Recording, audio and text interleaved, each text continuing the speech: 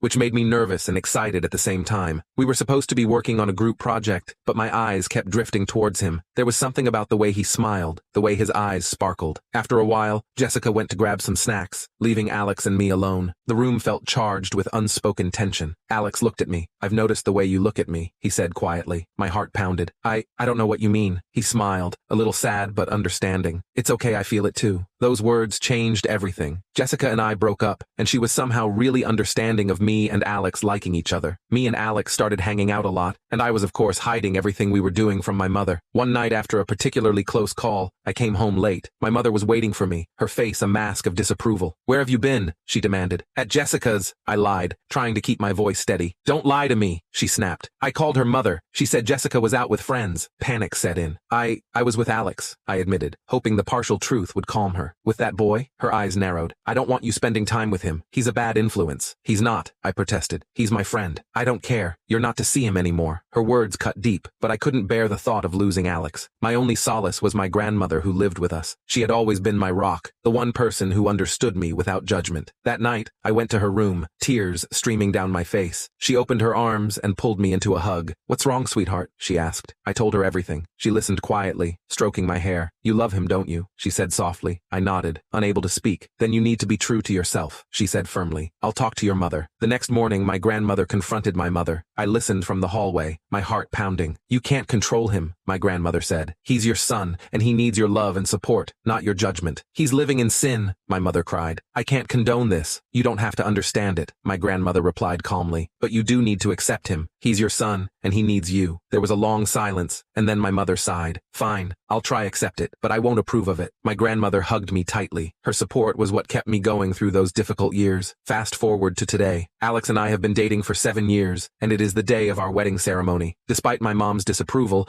I ended up going through with the wedding anyway, because my grandmother always taught me that love was love, and I wasn't about to let anyone tell me who I could or couldn't marry. Our ceremony was beautiful, set in a sunlit garden with all our closest friends and supportive family. As I stood at the altar, holding Alex's hand, I felt a mix of joy and anxiety. This was supposed to be the happiest day of my life, but I couldn't shake the feeling that something was about to go wrong. Just as the officiant asked if anyone objected, the doors burst open, and my mother stormed in. Dressed in her Sunday best, she marched down the aisle, her face twisted in fury. Gasps filled the room as she pointed a finger at me, her voice shaking with rage. "Stop this abomination," she shouted. "This is a sin against God. You're making the biggest mistake of your life." My heart sank. Alex's grip on my hand tightened, a silent plea for strength. The officiant tried to regain control, but my mother was relentless. "Mom, please," I said, my voice cracking. "This is my wedding day. We can talk about this later." "No, we won't talk later," she shot back. "There's nothing to discuss. If you go through with this, you'll be nothing to me." Tears stung my eyes, but I stood firm. "I love Alex, and this is my life, and I need to live it on my terms." Her face contorted with grief and anger. "I'll never let you live this down. You'll regret this day you hear me. You'll come crawling to me," she spat, turning and storming out. The silence that followed was suffocating. I looked at Alex, his eyes filled with both determination and pain. The officiant cleared his throat and resumed the ceremony, but the joyous atmosphere was shattered. We exchanged vows with heavy hearts, trying to salvage what was left of our special day. The reception was a blur. Friends and family tried to console us, offering their support, but the damage was done. I could see the hurt in Alex's eyes, and it tore me apart. We danced, we smiled for pictures, but it all felt hollow. My mother's words echoed in my mind, casting a dark shadow over every moment. Our honeymoon in the Maldives was supposed to be an escape, a chance to enjoy our new life together. For a few days, it worked. We explored stunning beaches, swam in crystal-clear waters, and indulged in the luxury of our resort. But the shadow of my mother's actions loomed over us. One night, as we sat on the balcony watching the sunset, Alex finally broke the silence. "I can't pretend that everything is fine," he said softly. "Your mother ruined our wedding and I can't get past it." I looked at him, the pain in his voice cutting through me. "I know," I whispered. "I'm so sorry, Alex. I didn't think she would actually do it." He ran his hand through his hair. "It's not just about the wedding. It's about the principle. If she can't accept us, how are we supposed to move forward? I feel like a part of our future was tainted." His words hung heavy in the air.